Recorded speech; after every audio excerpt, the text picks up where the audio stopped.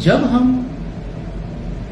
मानव हाथी से जुड़ी हुई समस्या का समाधान फील्ड में खोजते हैं तो हम पाते हैं कि इस कार्य को मूर्त रूप देने के लिए जरूरत पड़ती है चेतना शक्ति की, क्योंकि जिस क्षेत्र में हम इस कार्य को कर रहे हैं वहां पर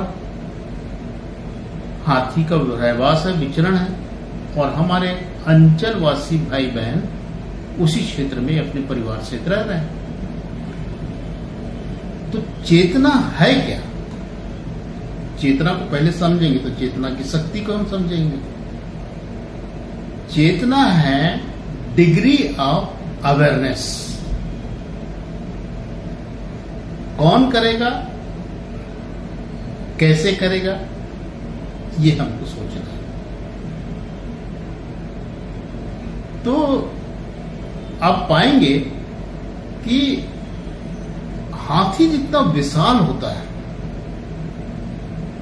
उतनी ही उसकी चेतना शक्ति विशालता लिए हुई होती है। मैं तो ये कहूंगा कि इस क्षेत्र में यदि काम कर रहे हैं तो हमें हाथियों से सीखना पड़ेगा कि चेतना शक्ति को कैसे मनुष्य विकसित करे।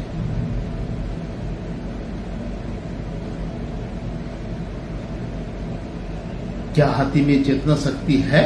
यस। आप देखिए कि एक उदाहरण बता रहा हूं, वैसे सीरीज है पर एक उदाहरण बता रहा हूं कि एक बार हाथियों के बीच 25 हाथियों का झुंड जंगल में विचरण कर रहा था। एक गहरे गड्ढे में उनके 3 हाथी गिर गए। हाथी का पूरा झुंड उसको निकालने में लगा रहा, सूंड की मदद से निकाल रहा था, परंतु वो सफलता नहीं पा रहा था।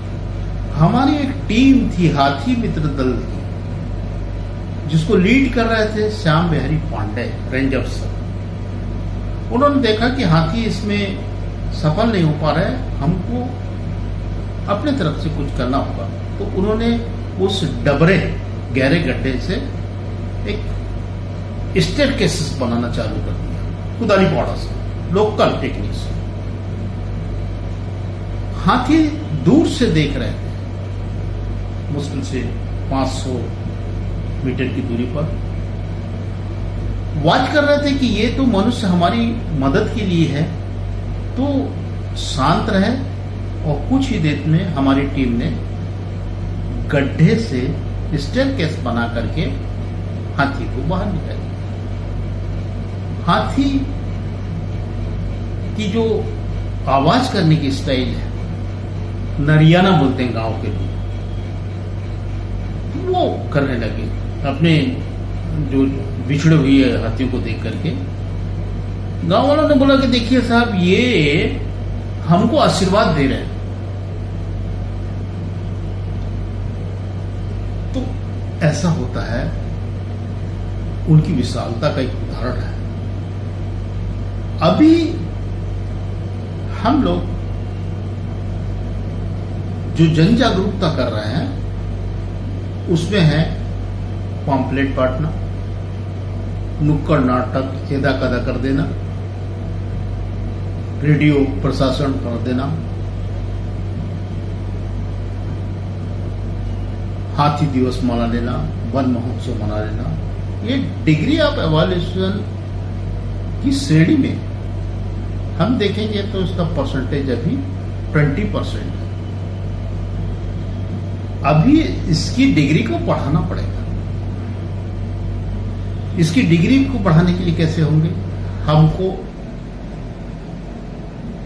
वैज्ञानिकों को सहारा लेना पड़ेगा, रिसर्चर्स लोगों का सहारा लेना पड़ेगा, मीडिया को ट्रेंड करके मीडिया की शक्ति का उपयोग करना पड़ेगा, जनप्रतिनिधियों की पॉलिटिकल विल, उनकी शक्तियों का सहारा लेना पड़ेगा।